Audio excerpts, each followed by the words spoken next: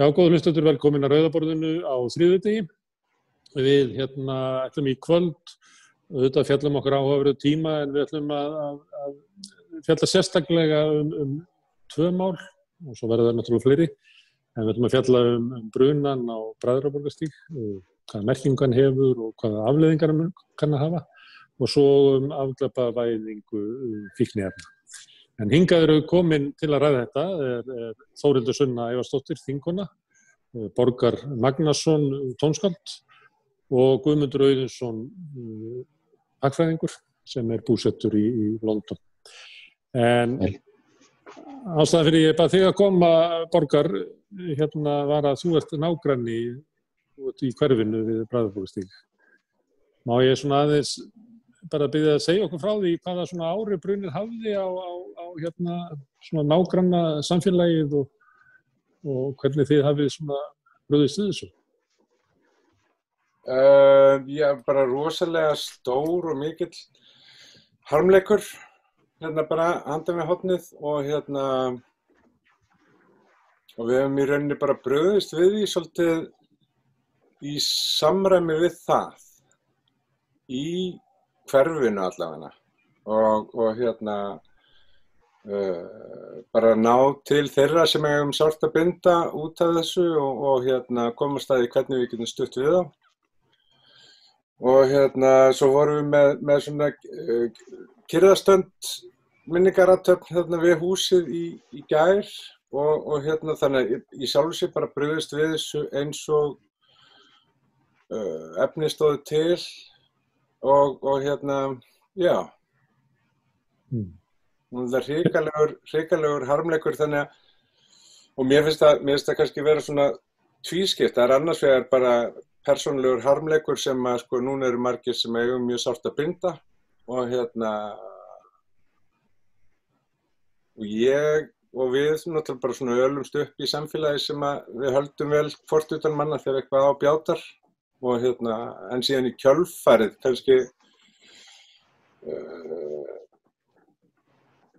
vonandi finnst, þú veist, ég allavega ber vonir til þess að þetta verði til þess að við skoðum einhverja óhugnanlega meinsemd sem að mér finnst hafa orðið í samfélaginu.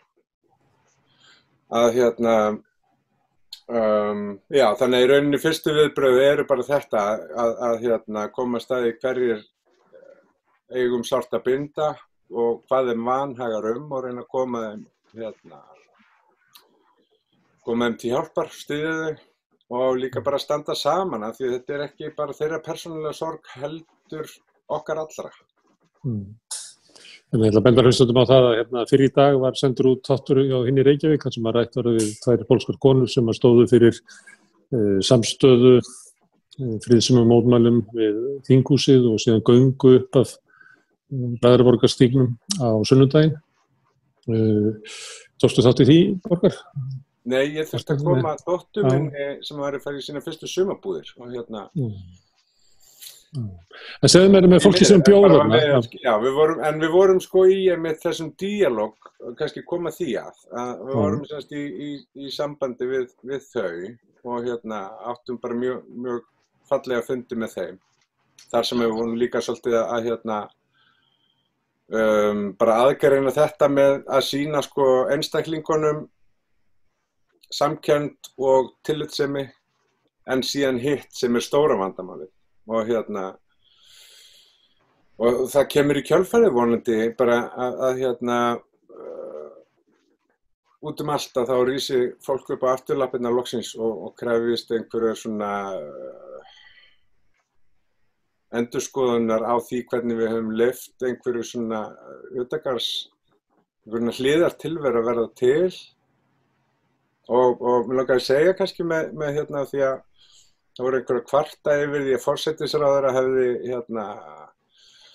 póstað einhverju fótbolta, það var eitthvað fótboltalið sem að vann eitthvað og hún hefði póstað því sem fyrstu samfélagsmiðla kommentið hennar eftir brunan og í sjokkinu þá var ég eitthvað svona, þú veist, fannst mér það kannski ekki, eða þú veist, fókusinn var ekki þar en eftir því sem frá líður að þá finnst mér það svolítið óhugnanlegt ef ég bara hugsa hversu sko við sem þjóð stöndum alltaf saman ef sko fersteinn í snjóflóði eða eitthvað, hvað við erum snögg og hvað við kveikjum á perunni og hvað við stöndum saman, að þetta, þótt að það hafi gert það sko hérna í hverfinu, að þá hjá þjóðinni þá virðist ekki hafa gerst.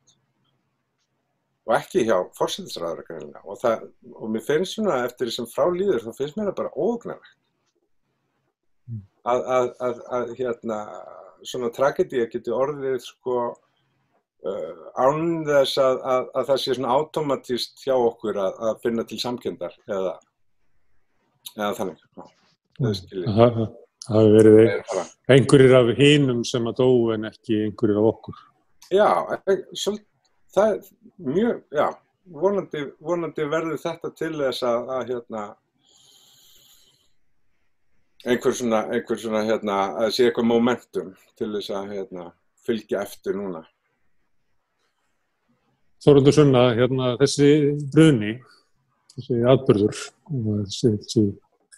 þessi harmleikur, hefur hann pólitíska merkingu? Það vantar að kveikja á. Geri ég nýlega mistek. Þetta alltaf lega. Ég myndi segja að hann hafi bara mjög víðtæk pólitísk áhrif þótt að þeirra gæti kannski ekki mjög sterkt akkurat núna. Þingi getur stundum verið svolítið sjálfhverft apparat. Þar sem að mikið lá á að klára allt mögulegt fyrir sumarið. Okkur líka settar bara hömlur með lögum hversu lengi við megum þinga inn í sumarið og þessi spjallveisla miðflokksmanna setti svolítið strik í reikningi með það hvað við höfum miklum tíma úr að moða. En mér finnst samt að við hefðum átt að láta meira til okkar taka í þinginu þetta mál. Við óskuðum eftir fundi í velferðarnefnd. Halldóra Mogensen fór fram á það. Sá fundur fór fram í dag og til hann hafi gengið vel. Þar voru ráðherrar og brunavarnir líka og borgaryfirvöld og starfshópur sem á að vera að bæta úr aðbúnaði innflytjenda og svona, já, sinna þessu málaflokki svolítið sem hluta af lífskjarasamningunum. Það er svolítið hægst á þeirri vinnu og þetta er náttúrulega eitthvað sem hefur verið gagnrýnt töluvert. Núna leggst þingið í svona sæmilegan dvala í 1,5 mánuð og það er eiginlega ekki hægt að halda nefndafundi. Bara samkvæmt þingsköpum, núna fram í miðjan ágúst. En með haustinu þá vænti ég þess að við munum, að minnsta kosti Píratar, vinna tillögur að úrbótum og vinna að þeim þáttum sem ég held að sé mjög mikilvægt fyrir þingið að taka ábyrgð á og drífa í. Sem til dæmis það sem hefur komið í ljós núna og ætti náttúrulega vera búið að vera að vita lengi og þetta er bara ábyrgð ráðuneytisins að það skortir fullnægjandi heimildir til þess að grípa inn í þegar íbúðarhúsnæði er að ræða. Þannig að það er þannig að brunaeftirliti getur auðveldlega fylgst með atvinnuhúsnæði og fólki sem er kannski kúldra niður í eitthvað atvinnuhúsnæði hefur heimildir til þess að sinna virku eftirliti þar.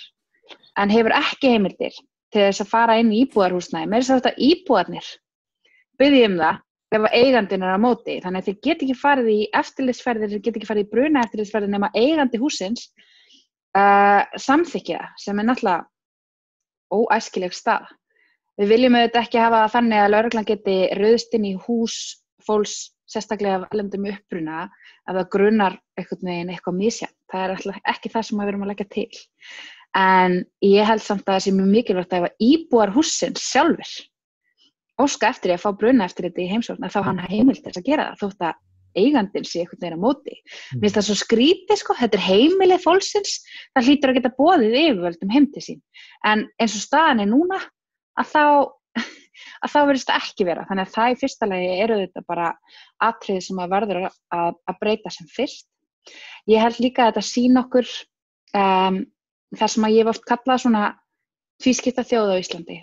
Að sumir einhvern veginn hafa aðgang að öllu og geta allt og mega allt og eiga allt og svo er svona mismikið hversu stíft fólki er haldið út í kuldanum og haldið frá veraldlegum gæðum og haldið frá þessum svona grunnstoðum og grunnöryggisneti sem að við allavega flest fáum að njóta og ég held að einmitt þetta viðbragðsleysi hjá leiðtogunum, gagnvart þessum bruna, segi sína sögu svona hvað stendur þeim nærri, hvað þeim í hjarta, hvenær finnst þeim ástæða til þess að sýna samkennd og sýna hluttekningu. Og mér fannst mjög sárt að sjá að forsætisráðherrann okkar sýndi ekki hluttekningu og hefur ekki ennþá brugðist við. Og mér finnst það virkilega svona dapurlegt. Og ég vil samt segja þetta tók mjög á mig. Mér finnst þetta gríðarlega sorglegt og ég veit fleiri þingmenn sem eru líka miður sín yfir þessu og vilja virkilega gera eitthvað í þessu. Þannig að ég allavega ég verið með mjög sárt hjarta yfir þessu og hugsa að ég hefði átt að bregðast fyrr við þessari stöðu. Þetta svona eitthvað sem maður veit alveg út undan sér og hefur alveg verið meðvitaður en þetta hefur heldur ekki verið á forgangslistanum hjá mér. Nú ætla ég ekki að fara að taka all ábyrgð en það ekki alveg í mínum verkahring að sinna því að brunavarnir sé í lagi í húsnæði út allt land, en það sama. Þetta eitthvað sem hefur ekki verið hátt á forgangslista Alþingis, ekki verið hátt á forgangslista ríkisstjórnarinnar, ekki verið hátt á forgangslista borgaryfirvalda og nú hefur það að bera fyrir sig að það sé ekki farið í svona eftirlit vegna þess að það þurfi dómsúrskurð til þess að komast inn í svona hús sem vita að séu í ólagi. En ég vil samt benda á það af hverju til dæmis eins og í þessu tilfelli þegar það var legið fyrir kvartanir bara vistlega og hættulega mannabústað þarna inni í 5 ár. Af hverju ekki búið að fara fram á dómsúrskurð? Mér finnst ekki afsökun að það þurfi að fá dómsúrskurð. Mér finnst bara þá eigi að fá dómsúrskurð. Það kannski vesen, en ég held að það sé alveg þess virði að standa í smá veseni til þess að tryggja öryggi fólks. Og þetta mál afhjúpar margt og afhjúpar kannski ekki síst sinnuleysi yfirvalda því að og þú nefnir þannig tæknilega munin á því á eldvarnareftirliti með atvinnuhúsnæði og íbúðarhúsnæði að slökkviliðið hefur gert úttekt á ósamþykktum íbúðarhúsnæði þar sem að fólk býr í iðnaðarhúsnæði og húsnæði sem ætlað fyrir atvinnustarfsemi, gert úttekt á því og þetta var skýrsla sem að vakti töluverða athygli fyrir síðan en svo því hvað var stór hópur barna sem að bjóða þessar aðstæður. Þessi skýrsla ekki til neinna viðbragða. Það var algjört sinnuleysi þó svo að slökkviliðið gæti gert úttektir á því og bent á að brunavarnir væri ábótavant og fleira, að þá leiddi það ekki til nefna sérstaka viðbragða. Og varðandi Bræðrabókarstíginn þá náttúrulega grein Stundarinnar sem hvað fyrir 5 ára síðan. Það sem raunverulega lýst atburðunum sem að seinna gerist og hættunni við það að það sé engin brunnútgangur og ef eldur kemst í stígan sem hann liggur upp á aðra og 3. hæð, þá hafi íbúarnir ekki aðra kosti heldur en að brenna inni eða stökkva út úr gluggann og farast. Þetta bara sagt í Stundinni fyrir 5 ár. Þannig að ég ætla að segja þetta sinnuleysi sem að væri gaman að ræðum líka en ekki bara svona tæknilega útvarstu sem að finnst svona yfirvöld og sumuleyti vera að vísa málun í eins og þetta ég að fara í afgreiðslu einhverjar breytingar. Já, ég hef oft kallað þetta svona skollaleik þeirra sem að enga ábyrgð verið taka þegar að embættismenn benda hvor á annan og þetta allt einhvern veginn kerfinu að kenna. Þetta á ekki endur alltaf að snúast að finna sökudólka. Mér finnst mikilvægt að við tökum öll ábyrgð á okkar þætti í því að svona fór. Og öðruvísi ef allir benda í allar áttir og segja ég bara enga ábyrgð, þetta lögunum að kenna eða ég bara enga ábyrgð út af því að eftirlitið á að sinna þessu eða þetta borgin að kenna eða eitthvað svona, þá komst ekkert áfram. Ég held að við bara sem samfélag berum ábyrgð að hafa vitað óboðlegar aðstæður vinnandi fólks núna í fleiri ár. Við höfum alveg vitað af þessu, við höfum bara kosið að hunsa og af því það þægilegra heldur en einhvern veginn að gera eitthvað í þessu.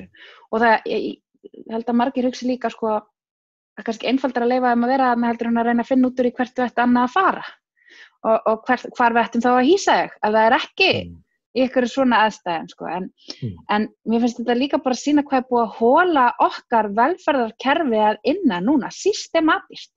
Alveg árum saman, áratugum saman, verkamannabústaðirnir, teknir úr sambandi og félagslegur stuðningur einhvern veginn aldrei nægilega sterkur og upplýsingar til vinnandi fólks. Ég meina, hugsið ykkur að fyrrverandi forstjóri Vinnumálastofnunar talar að það borgar sig ekki að fræða innflytjendur réttindi sín og kenna þeim íslensku þar því að nenni hvort þeir ekki að læra og það sé svo auðvelt að losna við á hvort þeir. Þessi maður ráðuneytisstjóri í félagsmálaráðuneytinu í dag og þessu fólki eigum að treysta til þess að sinna hag vinnandi fólks af erlendu bergi brotið á Íslandi. Þetta náttúrulega bara líka mjög opinberandi fyrir rasisma á Íslandi og fordóma. Og að sum líf skipti minna máli heldur en önnur. Og það auðvitað gríðarlega sorglegt. En við gerum ekkert í því að við viðurkennum það ekki og tökum ábyrgð á því við eigum þátt í því líka.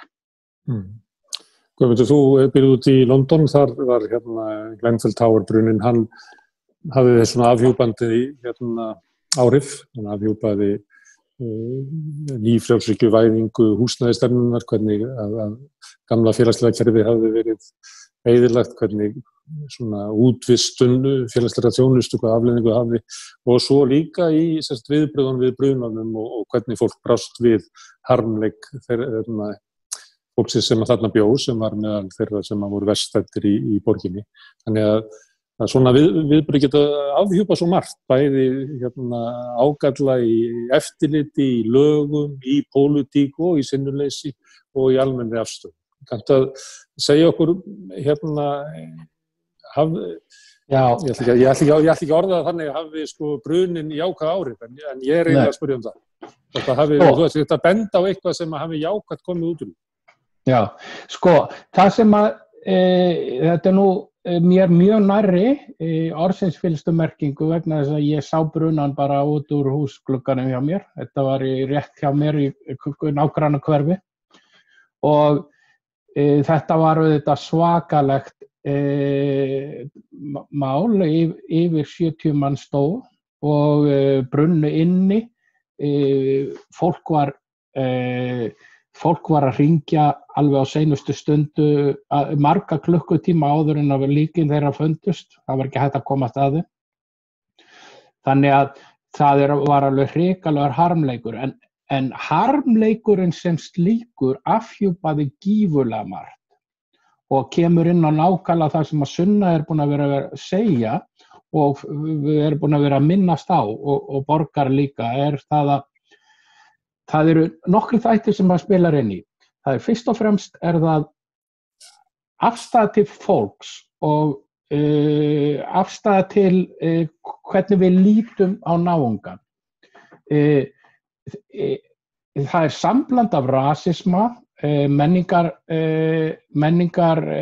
fordómum og fyrst og fremst fyrirlitningu á fátæku fólki.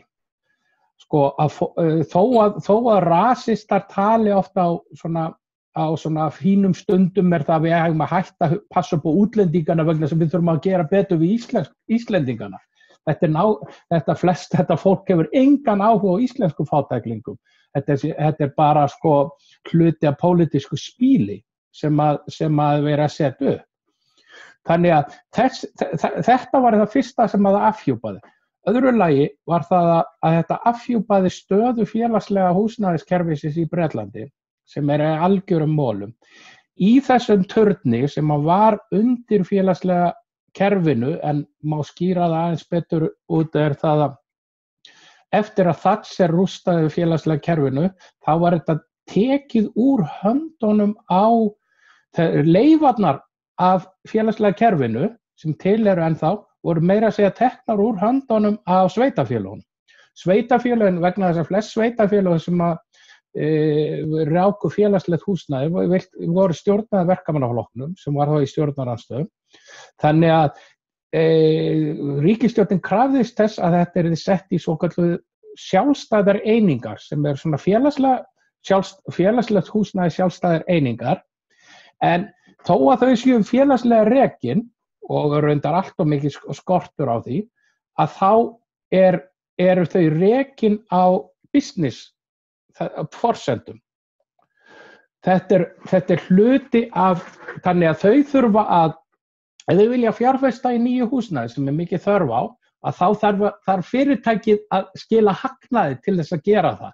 Þannig að það búið að klippa, þó þetta sé í sameign, þá búið að klippa þennan félagslega þátt sem var með beinni tengingu við sveitarfélögin áður. Vegna þess að þetta... Guðmundur, ég ætla bara að benda á það að þú ert til að lýsa sko rekstrarforminu og félagsbústöðum sem Reykjavíkurborg rekur. Þar eru settar kröfur það að það sé rekstur sé í jafnvægi og raunverulega eiga félagsbústaðir ekki efni á að byggja neitt húsnæði þrátt fyrir gríðarlega húsnæðiseklu í Reykjavík undanfarið 10 ár nema einfaldlega bara hækka leiguna til þess að láta leigjendur borga. Þannig að það nákvæmlega sama fyrirkomulagi á Íslandi. Ástæðan fyrir ég að velta þessu svona mikið upp það að þetta hefur gífurlega áhrif á hvað gerðist í brunanum. Að það þurfti þessi turn var mjög illa farinn og það þurfti að lagfæra hann til þess að verja hann hreinlega eyðileggingu og það sem að fara í að gera eðlilega var að setja einhvers konar álklæningu utan á bústaðinn. En álklæningin gerði það verkum að það voru svona einhvers konar eiginlega reykháfar sem að lágu utan á húsinu þannig að eldurinn gat labbað upp eftir allir byggingunni. Þetta eru sko þetta eru hönnunarmistök sem var ekki bara mistök, menn vissu það að þetta gæti gerst. Og allar leiðbenningar til fólks miðuðust við það að hver eining væri lokuð af. Þannig að ef það kveiknaði í einni íbúð í turninum, að þá ætti fólk að bíða. Það væri ráðið niðurlögum þess og vegna þess að það væri hægt að það færi út að það geti kafnað af reyk. En það sem var ekki tekið inn í þetta var það að eldurinn breiddist út utan á húsinu í gegnum þessa málmklæningu sem var nýbúið að setja upp.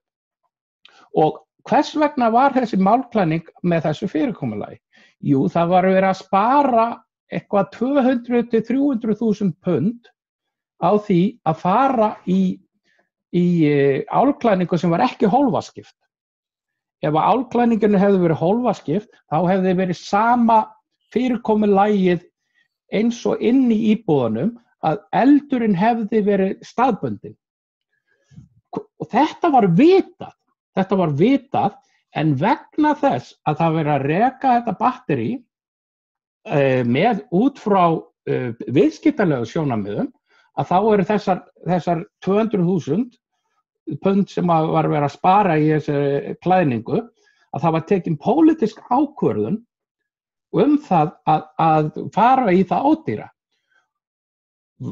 Íbúar í byggingunum voru búin að vara við þessu. Löngu fyrir svipað búin að vera að gera á Íslandi. Það búið að vera að vara við þessum dauðagildrum í árafjölda. Það ekkert verið gert. Það sama var gert með þessa turna, það var verið að vara við því. Hlutafjármagninu kom frá sveitarfélaginu, turnin í einu ríkasta sveitarfélagi landsins, sem svolítið einkennilegt, þetta svona eins og mörguleiti að stæðsti hlutin af því eiginlega Garðabær Londona, en í norður hluta Kensington, þar sem þetta gerðist, var búið að hlaða öllum þeim óæskilegu inn í turna og síðan var látið að gera sem minnst við þetta fólk. Þannig að það þessi harmleikur á sér ekki bara þá sögu að það voru settir það eru margir þættir sem spila inn í. Hvers vegna voru þessar klæningar leyfðar? Það var vitað eldhættuna við þeim. Þetta væri kannski í lagi á einbýlishúsi, vegna þess að þá erum við ekki með þessa hættu á því að eldurinn breiðist íbúð. Þannig að þessar klæningar voru til, en það voru algjörlega óhæfar fyrir slíka byggingar. Þetta var vitað. Það var verið að spara í félagslega kerfinu, það var verið að hlaða fólki inn í fátæku fólki, bæði innflytjendum og fátækum innfættum í London, í Kensington, var hlaðið inn í byggingar sem voru búin að meira og minna vera að grotna niður. Og það hægt að tína allar þessa þætti inn.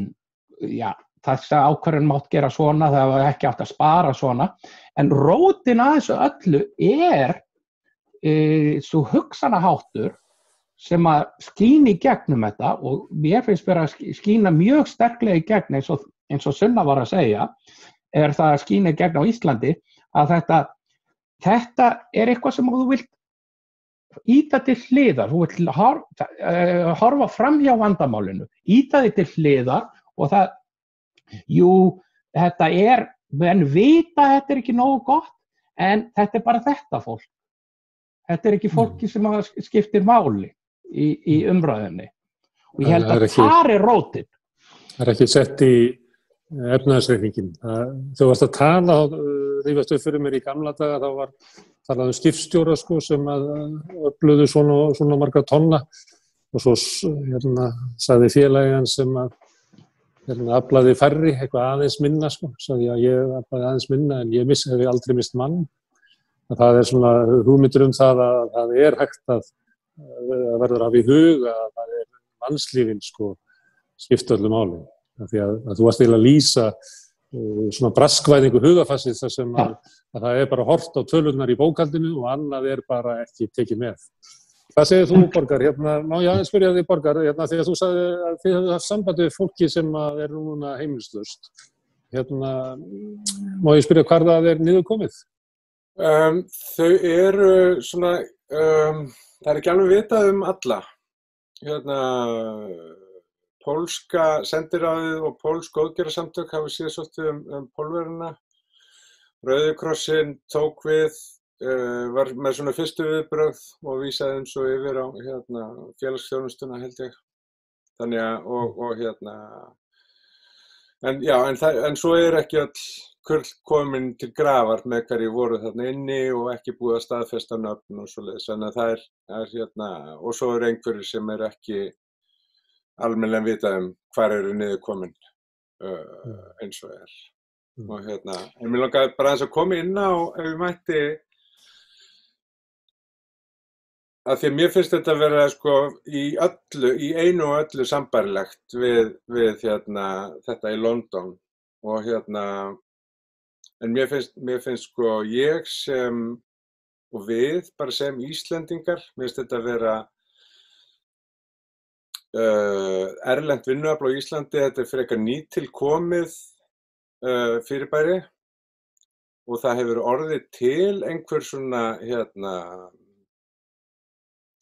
að því við höfðum rosalega strangan og góðan svona bottom line á hvernig við komum fram við vinnandi fólk og þú veist, verkalýðsbarátta og hvað það allt heitir, þótt að ég þekki þá sögu ekkert sérstaklega vel nákvæmlega hvernig það var, en ég sem krakki ólst upp við að bottom lineið með framkomu við fólk var mjög skýr. Og svo verður þetta til í einhverju svona þetta bara svo mikill hraði og þetta svo mikill æsingur og þetta svo mikil breyting. Þú veist, bara við kannski bara, þú veist, erum að færast eitthvað lengst út til hægri á bara ótrúlega skömmum tíma og erum svona ómeðvituð það. Þú veist, við erum að tala það hvernig þetta var með þegar það var eitthvað þrælahald, kemur upp þrælahald á Íslandi, einhvers staðar á Suðurlandi.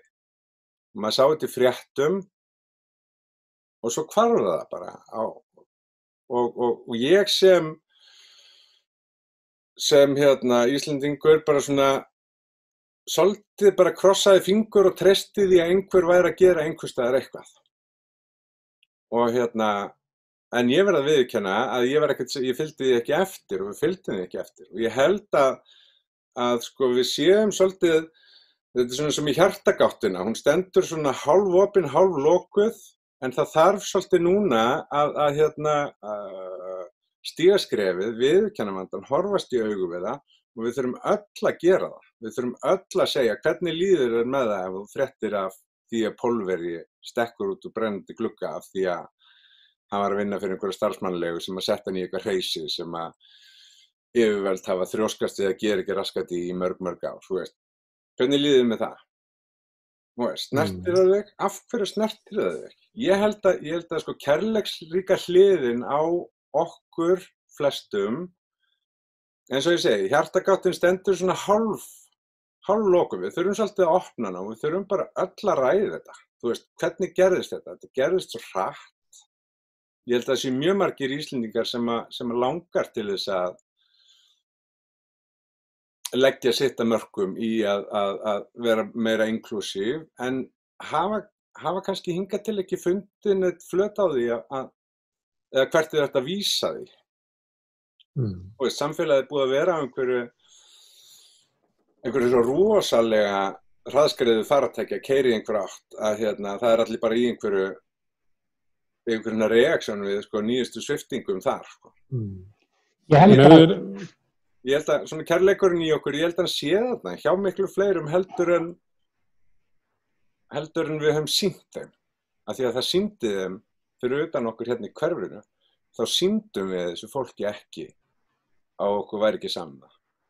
Sem ég held að það séu mjög margir Íslendingar út allt land sem að finnst sárt að það sé þannig. En þeir finna ekki leið til þess að sýna það, eða veit ekki hvað þeir eru að gera í því. En ég var að pröfa að ræða núna aðeins hversu víðtæk, hvað ég var að segja, misnotkun á innfluttu erlendu láglaunafólki í samfélaginu. Og það eru margir sem að njóta þess. Þetta er þekkt í svona Bandaríkjamenn að tala, sem að er mexikanskur maður sem að slær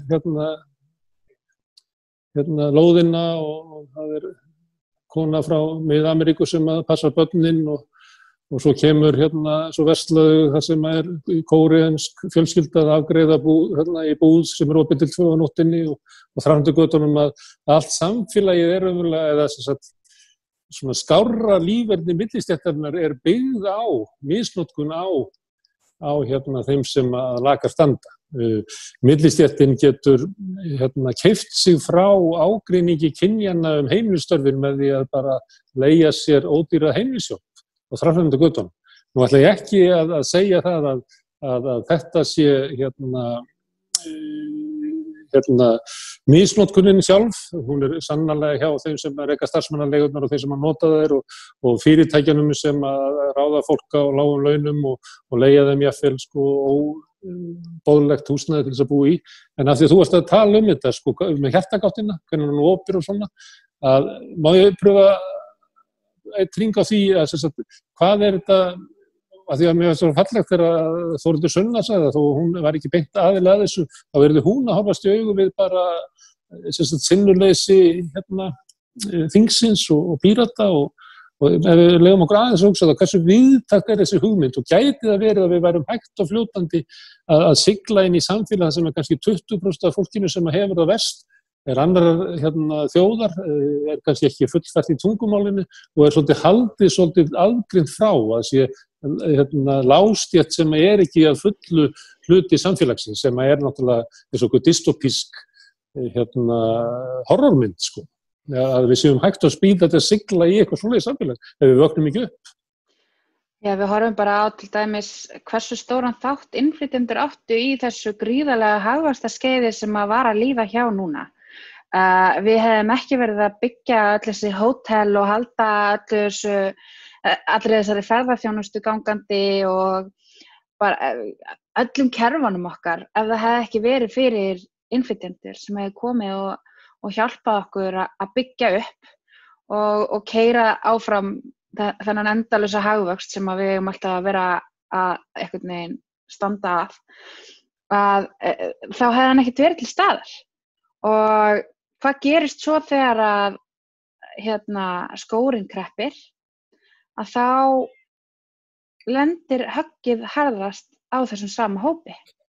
Við sjáum það bara að það eru mörg hundruð Pólverjar farnir heim vegna þess að þeir hafa ekki aðstöðu hér til þess að takast á við erfiðleika.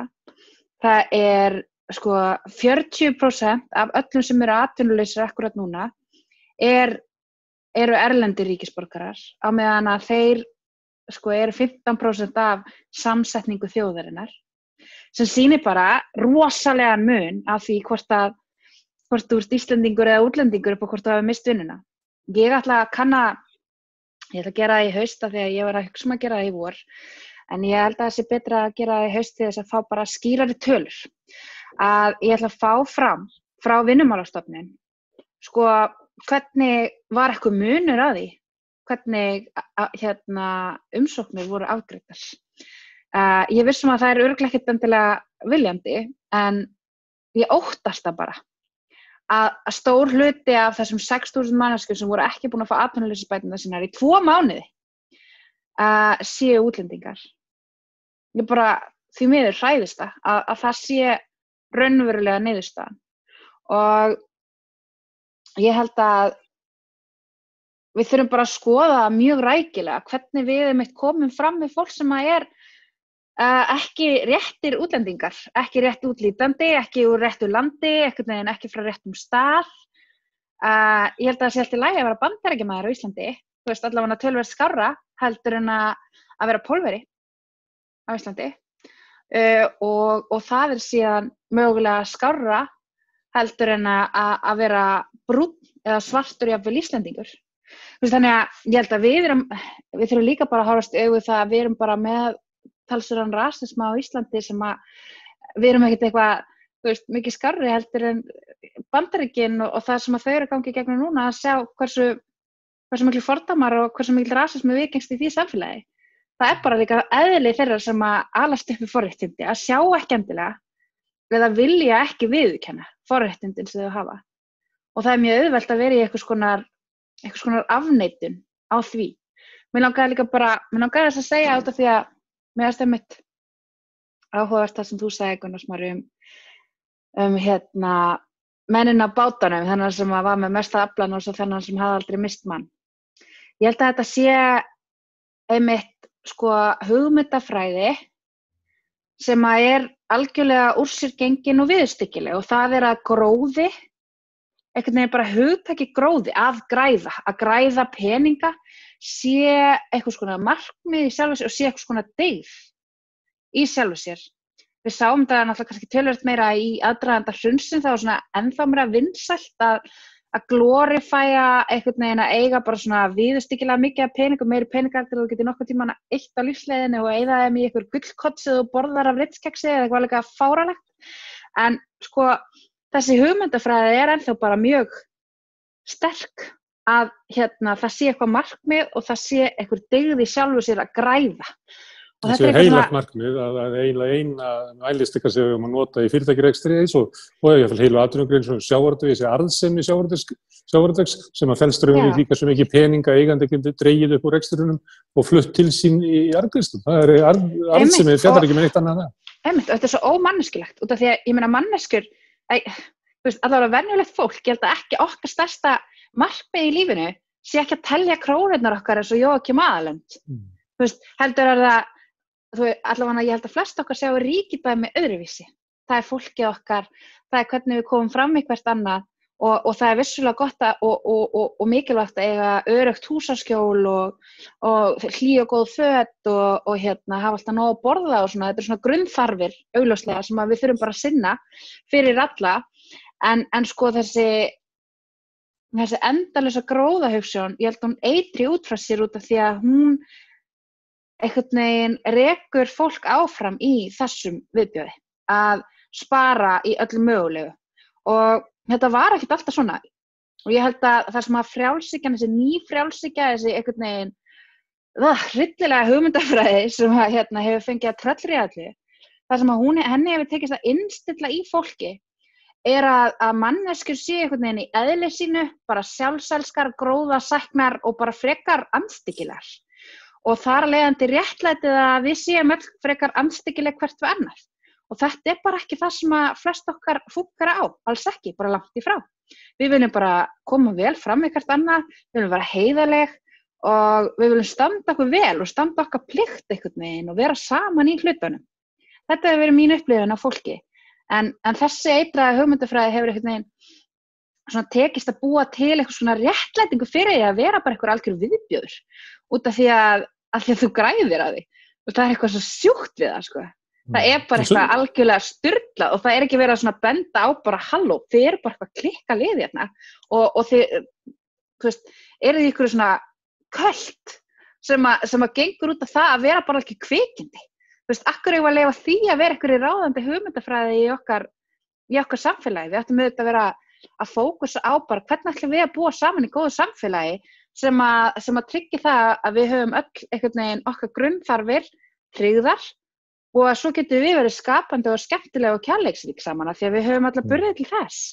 Og það, þú veist, af því að ég veit að við stendum kannski ekki alveg á sama stað í pólitíkinni, það þarf ekki endilega að kalla eitthvað isma. Þetta bara mannkærleikur, þetta bara að hafa samkennd með fólki og að vilja að við getum, þú veist, komist ótrúlega langt af því að við erum komin hingað, við erum hérna að tala saman í Zoom og höfum bara þróast því líkt. En við þurfum ekki, sko, einhverja nöttara sem að tala að það sé bara engin mannkærleikur í fólki og það sé bara to each their own og maður sé manns úlfur og allt þetta, sko. Þetta bara rugl og við verðum að hætta þessu og það líka þessi hugsun sem að eyðum fyrir okkur. Ég held að segja enginn hérna við borðið sem að mun andmæla verið í þessu. Nei. En áður ég ekki að Guðmund orðið, þá var hann að spyrja eitt sem hann sagði sem að var svona þessa vítt. Þú ert með rasisma og útlendingaandúð og svo ertu með fátækra andúð sem að aborofóbía sem að mér finnst að við ættum bara að tala og þú nefndir þarna að það munur á því að það verra að vera frá Afríku en Póllandi og allt það. En síðan önnur vítt í þessu að þú mátt vera auðkýfingur frá Abu Dhabi og þú nýtur virðingar á Íslandi en ef þú ert fátækur norður Afrikani þá verð þú alla sök á bara Íslam og öllum óhæfuverkum sem eru gerðar af fólki sem bara líkt þér og svipa til því. Þannig að það svona þessi vídd í því að þegar að kemur að því að fólk fátækt og fólk í bjargarleysi og þarf á hjálp að halda og stuðningi að þá gjósa fordómanir upp. Þannig að það var spurningu sko þetta samspil og hvort kannski sterkara fátækra andúðin eða útlendingaandúðin og rasismi. Ég veit það ekki. Ég held að útlendingaandúðin og rasismin eigi oft stóran þátt í því að þessi hópar eru fátækir. En á sama tíma að þá fátækt eitthvað sem við leyfum að viðgangast meðal annars út af þessari hugmyndafræði sem ég var að tala Að ég held til dæmis að sjálfstæðismenn, þeir bara trúi að það sé eitthvað svona náttúrulögmál, að sumir séu fátækir og verði bara undir í lífinu og það sé bara ekki þetta að gera. Þú veist, ég held í alveg að það sé bara einhvern veginn hlutaði hvernig þau hugsa, þannig að það ekkert, þú veist, það bara ekki hægt að gera að það séu 6.000 börn sem búa við fátækt á Íslandi. Þetta bara eitthvað svona, þetta svo veðrið, þú veist, það kemur bara fer og það ekkert að breyta því. Ég held að það svona hluti af mjög skaðlegri hugmyndafræði, sko, en þetta samt einhvern veginn flóknara heldur en að ég geti komið með eitthvað svona greining á því núna. Ég náttúrulega óttaleg forréttinda pía. Ég bara fæðist inn í millistjættafjölskyldu, foreldrar mínir eru báðir háskólamenntaðir, ég hef alltaf átt öruggt heimili og gott og mikinn og ríkan stuðning í öllu því sem að ég tek mig fyrir hendur. Það var alltaf bara sjálfgefið að ég færi í háskóla og ég hef alltaf haft þetta öryggisnet. Og ég get ekki lýst í hvað ég þakklátt fyrir það. Og það tók mig langan tíma að átta mig á því hversu mikilvægt það var. Ég meina, ég lenti til dæmis þegar ég var í námi út í Hollandi að ég fann mér ekki íbúð í nokkra mánuði. Ég var í vandræðum, ég var að flytja milli borga og ég gat ekki fundið stað til að vera. Og ég flakkaði á milli einhvers fólks sem ég þekkti svona misvel, skulum við segja. En ég vissi allan tíman að ef ég hefði ekki samanstað eitthvað tíman, ég gæti alltaf hringt í mamma og pappa og þau myndi redda mér hótelherbergi. Ég myndi aldrei þurfa að gista eitthvað staðar úti á götunni og ég myndi aldrei einhvern veginn vera það blönk að ég ætti ekki fyrir mat. Allavega ef ég myndi lækka rastan í mér og hringja í mamma og pappa og biðja að hjálpa mér. Þannig að sko, þetta að hafa aðgengi að þessu, það ómetanlegt og það eitthvað sem að veldur líka, þú veist, þessu, ég held það, að hafa ekki aðgang að þessu, öryggisneti, að hafa ekki stuðnings eitthvað sem þú veist á eftir að redda þér, ef þú einhvern veginn bara kemur þér í vandræði, ég held að það sé rosalega eyðileggjandi og ég held að það sé líka svolítið, það getur verið rosalega mikið sjálfskapavíti og alast ekki upp við öryggi, alast ekki upp við að finnast einhvern veginn að maður sé elskaður og að maður hafi einhvern öruggan samastað og heimili sé griðastaður og allir þessi hlutir. Þetta getur haft gríðarlega eyðileggjandi áhrif og ég held að það sé líka líklegra í fátækari heimilum að eitthvað af þessu vanti upp á, bara út af aðstæðum. Það bara sé ekki hægt að til dæmis vera öryggisneti. Þú getur ekki reddað mér hótelherbyggi bara því að þú átt ekki pening til að gera það. Og það þýðir að ég get ekki farið til útlanda að læna eins og ég gerði, þú veist. Þannig að fyrir mig er þetta erfitt að segja hvort er verra eða eitthvað þannig. Þetta var kannski svolítið sleggjudómar hjá mér. En þetta er svona bara hvernig ég sé það, stöðuna. Og mér finnst það ótrúlega ósanngjarnt. Já, við þurfum að ræða það og hérna við Rauða borðið það að við þurfum alltaf að ræða þessu stóru spurningar. Það enginn að gera ráð fyrir að við höfum endaða svarið. En Guðmundur, tengt þessu að því að hérna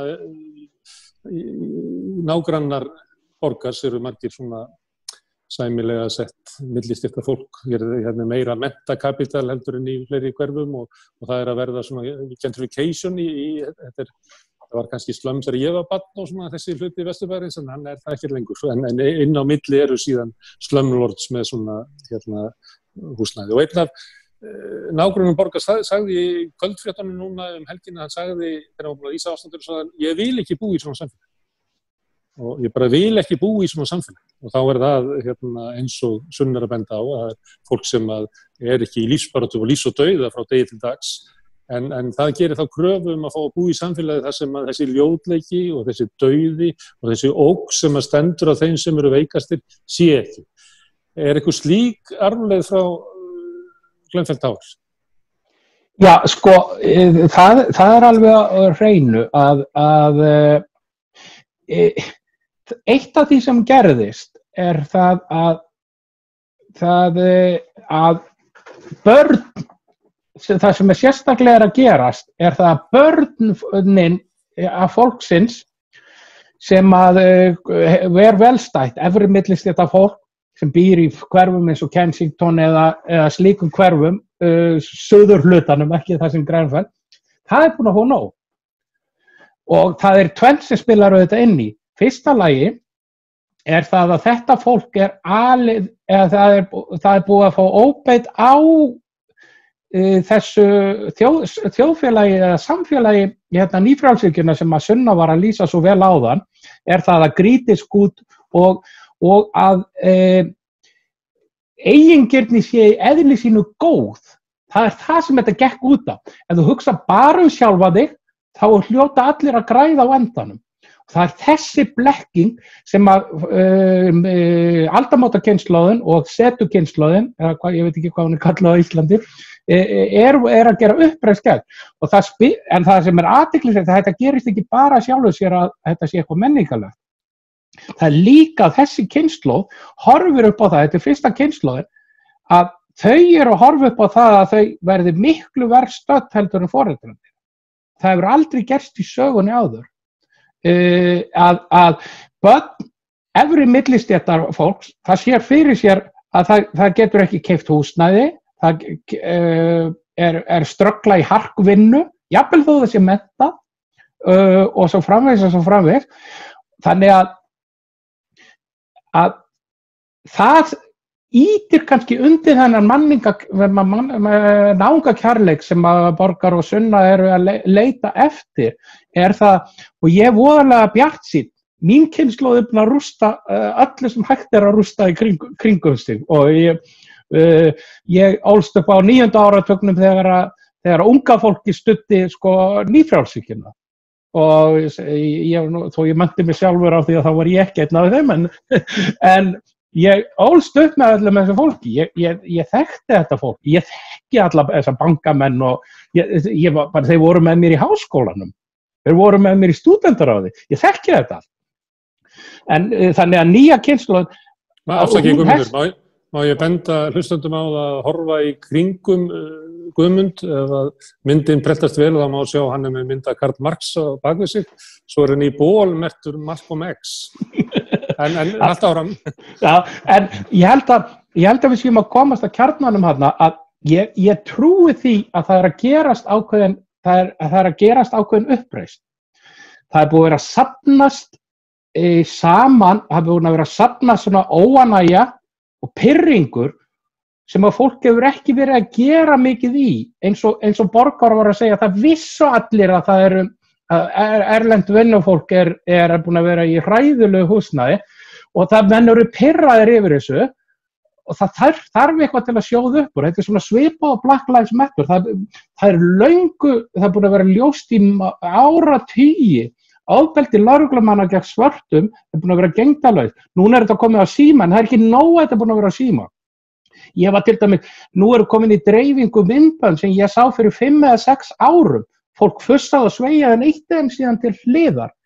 Þetta var bara spurningin hvenær fekk fólk nóg, en líka þegar að fólk fær nóg, að þá verður sprenging og í slíkri sprengingu sé ég, ef ég á að vera bjartsýnn, sé ég drifkraft og það sá drifkraftur sem ég vona að við séum að breyta ekki bara efnahagslegt, ekki bara spurningunum að breyta efnahagskerfinu heldur samfélagskerfinu sem slíku og hugmyndafræðinni sem bak við það.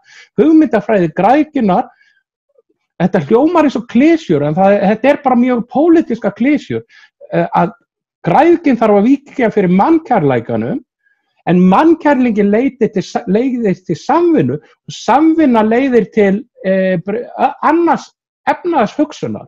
Svo þetta hangir allt saman á sömu spýtunni. Borgar, það erum oft talað um það hérna við Rauða því að þetta byrjaði nú eiginlega út af kórónufaraldrinum sem er illur viðburður og síðan fylgdi því greppa og síðan upplausn í Bandaríkjunum og hryllilegt morð og þannig það eiginlega gegnum gangandi, við erum ofta að spyrja okkur þessu, geta góðir hlutir sprottið af hörmulegum atburðum. Ert þú jafn bjartsýnn og Guðmundur að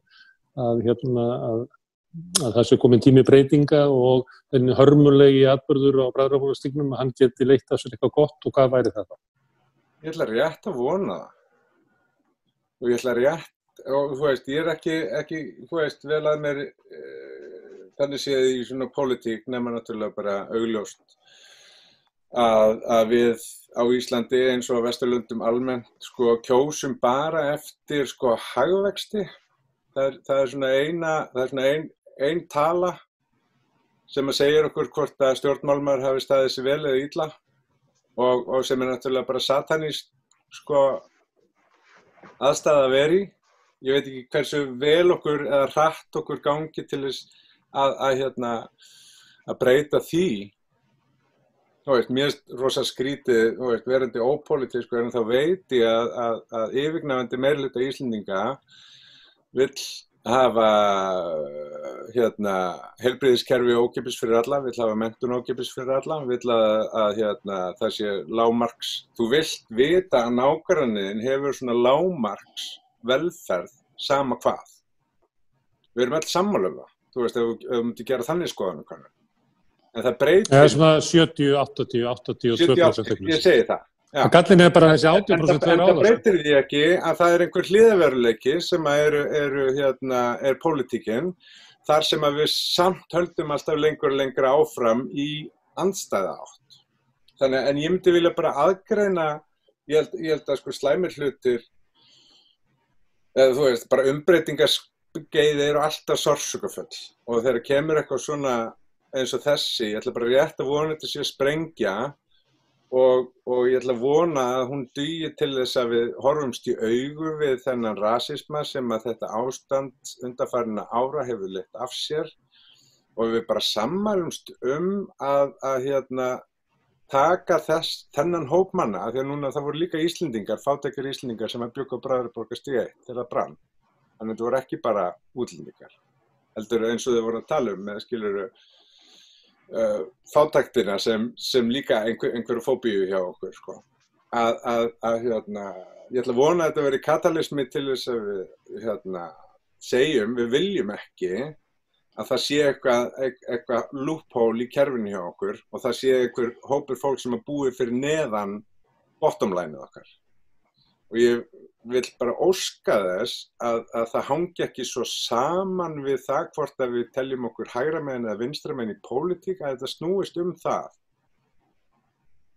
skiljið hvað ég meina, að af því að við getum öll verið sammála það, að þetta er afleiðing af þessari græðgi og þessari öfgahægri og en við getum samt sagt, bara móralst, á Íslandi að þá er bottom line hvers konar velferð við bjóðum öllum upp á og fyrir einhverjum árum síðan að þá fann einhver eitthvað loophole í því og komst upp með allt og lengi að tróða einhverjum útlendingum og fátækum mönnum þarna niður fyrir neðstu mörk. Ég ætla rétt að vona að þessi sprenging verði til þess að við sammælumst að bara bæta það. Óháði hvort okkur svo gangi að eitthvað betur en á einhverjum balans í þessa öfgakenndu pólitík sem í gangi. Að við fórum að segja að við viljum ekki að fólki sem dó á Bræðraborgarstíg 1 að við dáið til einskis. Við viljum að degi til þess að ná einhverju fram eins og til dæmis svartir Bandaríkjamenn eiga í engum vandræðum með að segja George Floyd. Það segja bara við viljum réttlæta dauðana aftur á bak án þess að í því fyrir einhver réttlæting. Það verður svona það má ekki vera að einhver degi til einskis. Ég myndi frekar segja að ég myndi vilja sjá réttlæti fyrir þau. Að það fylgi því réttlæti. Að þau hafi látið lífið á þennan hátt og að kerfið horfi í spegil og viðurkenni sín mistök og viðurkenni sína vanrækslu. Og ég myndi aldrei segja að þau dái fyrir það. En ég myndi segja að það sé á okkar ábyrgð að það fylgi því réttlæti að svona óréttlæti hafi fengið að eiga sér stað. Ég vil langar að segja því þið voru að tala breytingar og einmitt ungu kynslóðina og svona okkur sem að horfum fram á að flest, ég það kannski á ekki alveg við mig, en horfum fram á að flest, svona mín kynslóð og fólk yngri en ég að hafa það verra heldur en foreldrar okkar, sem náttúrulega bara út af fyrir sig stórkostlegt hneyksli og sýni hvernig kynslóðirnar undan okkur hafa brugðist. Hafa brugðist í því að viðhalda sjálfbæru lífi fyrir sína afkomendur og að það er ekki réttlæti á milli kynslóða sem náttúrulega bara mjög sorglegt. En sko, ég held að það séu breytingar í loftinu og ég held að það sem að standi breytingum einna helst fyrir þrifum. Það er þessi hugsunarháttur að þessi sami rassinn undir okkur öllum. Og þetta ég held í alvörunni að þetta sé taktík íhaldsins. Ég held að þessi mantra að við séum öll eins þarna í þessu helvítis húsi niður á Austurvelli, að hún komi frá þeim út af því að ef við erum öll eins, að það skiptir engu máli hver er þarna inni að vera allir jafn spilltir og ömulegir og ógeðslegir og glataðir, það hefur ekki orku til þess að taka þátt í að breyta neinu og það hefur ekki orku að nenni til þess að styðja við þá sem að raunverulega vilja breyta ykkur og þetta dregur auðvitað úr trúðinni á því að það sé hægt að breyta ykkur og að það sé til heiðarlegt fólk í pólitík. Og það er náttúrulega bara gagnlegt fyrir þá sem að vilja viðhalda nákvæmlega sama systemi og hefur verið fram að þessu. Að halda því fram að við séum nákvæmlega einhvern veginn glöð og sjálfhverf og það er nákvæmlega þessi sami hugsunarháttur aftur sko að við séum öll svo eigingjarn og við séum öll að þessu bara út af því að við svona viljum einhvern veginn skara elda í einn köku sko. En að sama skapi vil ég segja að traust er áunnið og við getum ekkert gengið út frá því sem förum inn í stjórnmál að okkur sé bara sjálfkrafa traust fyrir því að fara með hagsmuni þjóðarinnar og ég er alls ekki að hneykslast yfir því ef að fólk treystir okkur ekki til þess að gera það sem við erum að gera eða sér ekki í mér einhvern veginn, já þú ætlar að redda þessu eitthvað þannig sko. Ég er alls ekki að segja að traust er eitthvað sem við þurfum að vinna okkur inn og það er erfitt að vinna það inn en ég held að það skemmi fyrir þessi uppgjafar svona tótt sem að mér oft kannski vera duglegra að heyrast í eldri kynslóðum en erfast pínu. Að við séum einhvern veginn með sama raskati undir öllum og þar að leiðandi þá er þetta hvort allt vonlaust og það hvort ekki hægt að gera neitt í þessu og þessi uppgjafatónn að hverfa. Og ég vona líka og ég held að með vakningunum sem að hafa verið að eiga sér stað að þá sé líka annar svona vágestur sem að mér er gríðarlega eyðileggjandi fyrir breytingar og fyrir svona sterkara samfélag og umbætur. Það er þessi suss og kurteisiskultúr sem ætlar að trallriða öllu á Íslandi. Að leið að fólk einhvern veginn tjáir sig að þá er sussa á það er einhvern veginn sett út á málfari hjá þeim, þau eru ekki nógu kurteis, ég þekki þetta svo sem líka alveg, ég einhvern veginn, ég þykki æst þegar ég tjáði mig að það sé ástæða til að rannsaka spillta einhvern veginn starfshætti á þingi. Það var bara úrskurðað það að ég sé of æst. Þú veist, alltaf eitthvað svona stöðugt verið að setja út á form tjáningarinnar. Umbúðið frekar en innihald og þetta þöggunartaktík. Þetta leið til þess að þagga niður gagnrýnisraddir, þetta leið til þess að ýta fólki frá því að taka þátt í samfélagsumræðu og auðvitað eru til verri útgáfur af þessu eins og til dæmis það að hjóla í fræðimann bara út frá því að hann hafi skoðanir sem að valdið mislíkar ekki eins og kom fyrir Þorvald Gylfason og hefur komið fyrir ótal marga aðra á Íslandi. Þetta allt leið til þess að fæla fólk frá því að taka þátt í að skapa samfélagið sitt. Og ég held að með umræðu kynferðisofbeldi, MeToo og allt því sem því fylgir og þessari þrúandi þöggunarstemningu sem er kringu það. Þú ekki að tala hvaða áhrif kynferðisofbeldi hefur haft á þig. Þú að þegja og bera harm þínu hljóði og svo framvegis. Það verður að opna upp allt þetta og það verður að taka frá þeim þessi vopn sem að geta alltaf endalaust sussað á okkur sem að höfum eitthvað bitast að segja þá sem að völdin hafa. Og þessi gaslýsingartækni, hún virkaði þá að einhvern veginn láta fólk sífellt svona bara efast eigið vit, eigin getu til þess að mynda sér skoðanir, eigin hugmyndir, allt þetta, já nei, þetta ekki nógu gott hjá þér, þetta ekki nógu vel framsett, þú ert eiginlega ekki að fallbeygja þetta orð rétt, eða þú veist, þú notar alltaf dónalegt orðalag, eða það nú meira hvað fólk æst. Allt þetta leið til þess að þagga niður í fólki og ég held að þetta sé á undanfari út af því að það stöðugt verið að benda betur og betur á að þessi susskúltúr á ekki heima í siðuðu samfélagi og fólki sem að beitir stöðugt á þig einhverjum kurteisisreglum sem að þú átt að fylgja, það aldrei tilbúið að nota þér sjálf þegar hólminn komið. Þau ekkert kurteis við þig þegar þau eru ósatt, sko. Það ekki þannig. Þannig að það að verða held í ljósara, svo til dæmis í uppreist ærumálinu, hvað var rosalega mikill þöggunar kultúr í kringu það og þær stelpur höfðu bara hátt. Og ég meina, þetta það sem koma skal. Okkar kynslóð ætlar að hafa hátt, hún ætlar ekki að láta þagga niður í sig og hún tekur ekki þátt í þessu kjaftaði. Og ég held að það sé svona allavega bjartsýnin, sko. Þannig að við skulum ekki tala niður með einhvern veginn já, þú veist, ég veit að alveg slatta fólki sem töluvert íhaldsem, sem að stjórna núna, en það alveg slatta fólki líka sem að gera góða hluti. Ég ætlaði að drepa á fleiri mál en þið hafi verið svo áhugavert sem þið hafi leitt umræðina út frá brunanum einum og þetta sem þú ert að segja núna, ég svona að fá að heyra bara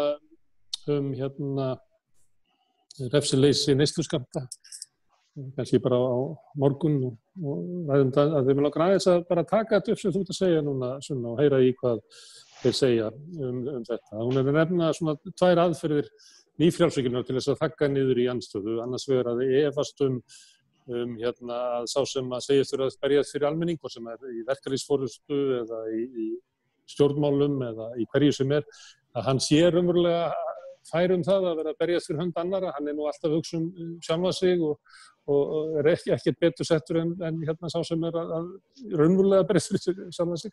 Annars vegar það og svo hins vegar þetta sem æði oft notað að jú, það má vera eitthvað hæft í því sem hann eða hún að segja en það hefur kannski eitthvað frekar annar átt að segja þetta og með einhverjum öðrum hætti á einhverjum öðrum stað eða að það hittir aldrei á réttan stað og þetta leiðir náttúrulega til fyrir þeir sem að vilja vinna fyrir breytingu í samfélaginu og til þess að vera að vinna fyrir almannaheill eru að áliti sem að var meginstraumshugmynd að væri raunverulega að hugsa eigin frama frekar heldur en almannaheill og þar með dattila umræðin almannaheill út úr umræðinni og allir áttu bara að vera að tala eigin hagsmuni.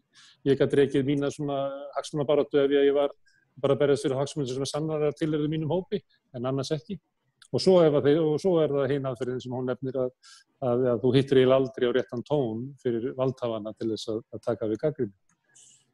Guðmundur, þú fylgist með stjórnmálum lengi. Þetta er það virkilega þannig að jafnvel bara með þessum tveimur tryggsum að þá hafi nýfrjálsvíkinni tekist að ná svona menningarlegri stöðu í umræðinni til þess að setja gæsalappi raunverulega utan alla sem gagnrýnendur.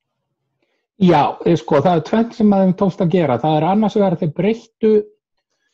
þeim tókst að breyta leikreglunum það sem gerðist upp úr seinni heimsstyrjöld og gerðist til dæmis í Bretlandi, gerðist á Íslandi líka, að það var gengið ákveðnuleit út frá samfélaginu sem útgangspunkti og síðan var pólitíska deilur út frá því. Það sem að snilldin hjá nýfrjálshyggjunni var það að þeir tókst að snúa þessu við. Það sem þeir kölluðu einstaklingsfrelsi var í raun og veru verið að segja að það er réttur minn sem einstakling að tróða á nágrönnum mínu svo lengi sem ég ekki að brjóta ákveðna reglur. Þeim tókst þetta svo ótrúlega að eða bara þangað til ég er stoppaður. Það má gera það eiginlega þangað til ég er stoppaður. Já, þangað til ég er stoppaður. Og það er þetta. Svo er verið að gera glamúr í kringum þetta og eins og við vorum að minnast aðeins á fyrr er það innlit, útlit, þessir þættir sem þeir voru byrjaðar að koma aftur af stað. Það sýndi þetta var sýndi þegar uppsveiflan út af ferðamanniðnaðinum, þessir þættir að heimsækja, skoða málverkin og nýtísku húsgögnin í Garðabænum, þetta var að byrja aftur. Það breytist vonandi við efnahagshruni sem kemur núna í kjölfar COVID. Þetta er hluti af því að grilla vinna á daginn og grilla á kvöldin. Þetta er það sem hægri mennirnir vilja. Þú átt ekki að vera að skipta þér af því sem þér kemur ekki við. Við stjórnum þjóðfélaginu. Það er þá er það að græða á daginn og grilla á kvöldin. Græða á daginn og grilla á kvöldin, fyrir ekki það? Það er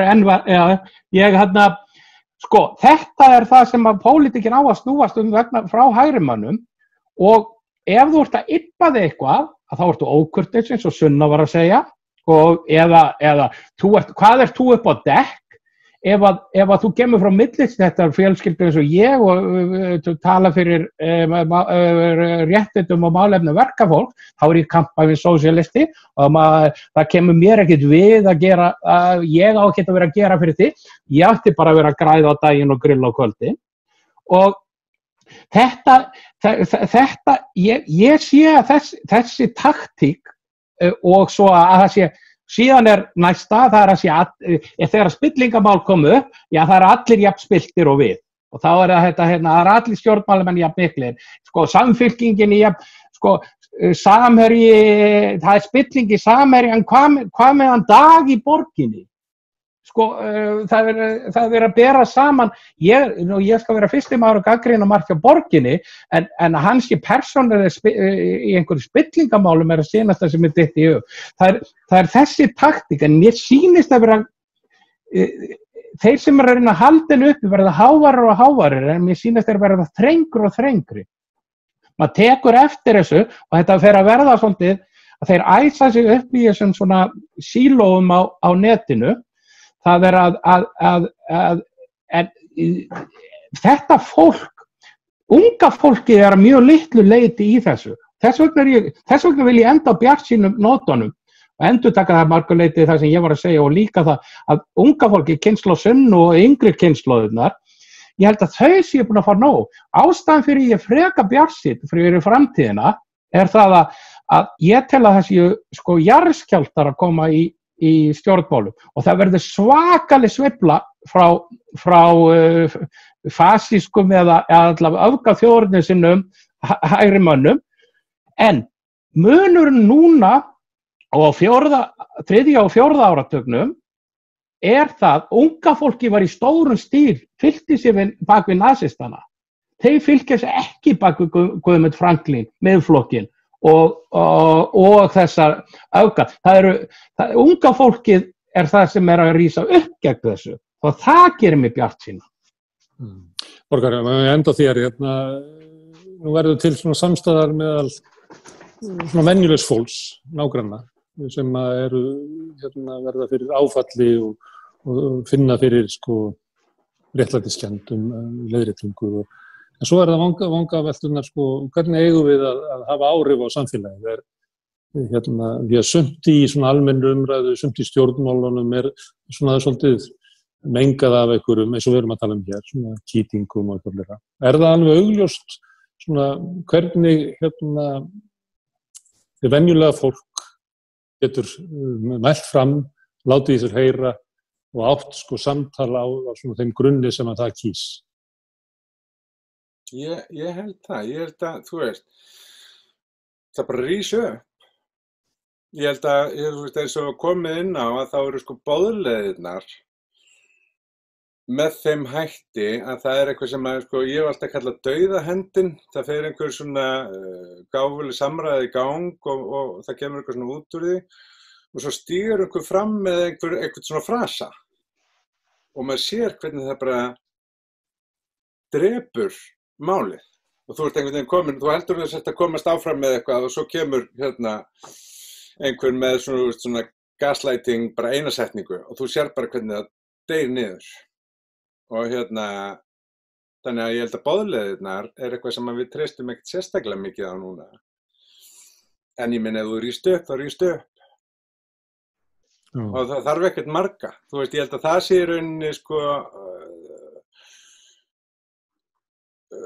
það sem að við þurfum að vita núna og það sem að þeir þurfa að vita sem eru bara komnir með upp í kok og vilja ekki búa í þessu samfélagi lengur er hversu ótrúlega öflug þeirra rödd er. Þú veist, ég komst að daginn að það verið spurður að veistu hvað Gandhi var með marga fylgjendur og ég giskaði á einhverja tölu og þú veist, það var 100 sem var hans fylgjendur, það voru nokkrir 10 og maður sá fyrir sér að þú veist, nei, Gandhi náði saman þarna einhverjum gigantískum massa af fólki, nei, þetta voru bara nokkrar raddir en það risu upp og það er það sem þarf að gerast núna, að þeir sem man bara í hjarta sér, bara vilja ekki búa í þessu samfélagi eins og það er. Þú veist, það er einhver meinsemd sem hefur fengið að líðast. Að það fari ekki út í einhverja þrætubókarlist pólitík eða stjórnsýslu eða eitthvað, heldur bara standu upp og setja fótinn í gólfið. Ég held að, þú veist, skýtlega. Ef ég má bara deila, sko, ef að við ætlum að standa upp og setja einhvern veginn bara stólinn fyrir dyrnar, að það var líka rosalega gott að vita, þú kallar þetta 2 trikk, Gunnar Smári, en þeir eru fleiri og ég kallar þetta þöggunartaktíkina, ég kallar þetta stundur líka stjórnmálaskóla Sjálfstæðisflokksins 101 og það er þetta að sko gera alltaf lítið úr þeim sem talar, gera þeim upp illan hug, gera þeim upp einhvern veginn illan ásetning. Þeir eru með að skjóta sendiboðann, það finnir bara eitthvað leið til að skjóta sendiboðann. Eða sko að varpa frá þér alla ábyrgð, segir að þessi lögunum að kenna, einhverjum öðrum með stjórnsýsluna að kenna, hvað sem að hneykslismáli einhvern veginn vísaði í að sé þægilegast að benda á að koma þér út úr vandræðum. Þeir endurskrifa söguna, þetta er þessi gaslýsing sem ég er að tala um. Endurskrifa söguna linnalaust, nei þetta var ekki þannig, já nei þetta var ekkert svoleiðis. Þótt að allir viti að það hafi verið svoleiðis, þá er þetta að halda bara blákalt fram að veruleikinn hafi verið eitthvað allt annar heldur en hann var. Þeir eru mjög færir í að finna blórabögl fyrir máli, kenna bara einhverjum öðrum og þvæla málum, en ég held að þessi langbestur í að móðgast ægilega og alveg bara svona, þú veist, upp úr öllu valdi fáránlega. Ef maður dirfist að gagnrýna á, þetta er allt taktík sem þið nota og ef við vitum hvaða taktík þið nota, þess að þöggunartaktík og bara bendum að, já ég sé að þú móðgast ægilega þess að þú gerir alltaf. Mikið hlýtur að vera leiðilegt að vera alltaf svona fíldur. Að það hættir þetta að virka. Það eitthvað bendir á að kyrra hann nakin, að þá náttúrulega er hann nakin. Já, ef við viðkennum og við bendum á hvaða aðferðafræði verða að nota, að þá hægt og rólega hættir hún að bíta og ég hef séð það að gerast. Ég þekki það bara eigin reynslu, að við bendi á hvernig sumir láta, að það slekkur á þeim. Annars að ég vilja halda þið fram að djöfullis í sjálfstæðarhónum, að þá sagði Martin Luther að djöfulli geti stjórna heiminum með einu orði og það verður orði en. Það gerist þannig að fólk segir, nú rísum við upp og þá kemur ykkur og segir, en, og þá gerist þú gera það kurteisislega. Herðu, þakka ykkur kærlega fyrir mjög áhugavert spjall. Ég verð að biðja hlustendur afsökunar að hafa ekki komist yfir þau mál sem við ætlum að ræða. En það er nógu tími hérna við Rauðaborðið, við tökum þetta samtal upp aftur og ég mun vonandi fá ykkur öll aftur í heimsókn hingað til þess að ræða málin, eins og sagt er. Þórhildur Sunna, Borgar Magnason og Guðmundur Auðunsson Kæra þakkir. Takk fyrir mig. Takk fyrir mig. Og hlustendur þakka ég kærlega. Ég vil benda á að það er komin heimasíða stöðvarinnar sem samstöðin.is með engum íslenskum stöðum. Þar getur fólk gengið inn í Alþýðufélagið sem svona bakkjarl þessara þátta hér og Rauðaborgsins, hinna Reykjavíkur sem var í dag, Öryrkjaráðsins, Work in Process sem nýr þáttur sem byrjaði síðastliðinn laugardag og svo Kvótan heim þegar hann kemur aftur og eflaust verða fleiri þætti sem að bætast við. Það einn hluti af því að breyta heiminum er að binda samtökum með öðrum sem að vilja hafa áhrif og Alþýðufélagið býður alla velkomna. Hvetur til þess að gangi það og taka þátt í að móta samstöðuna í framtíðinni.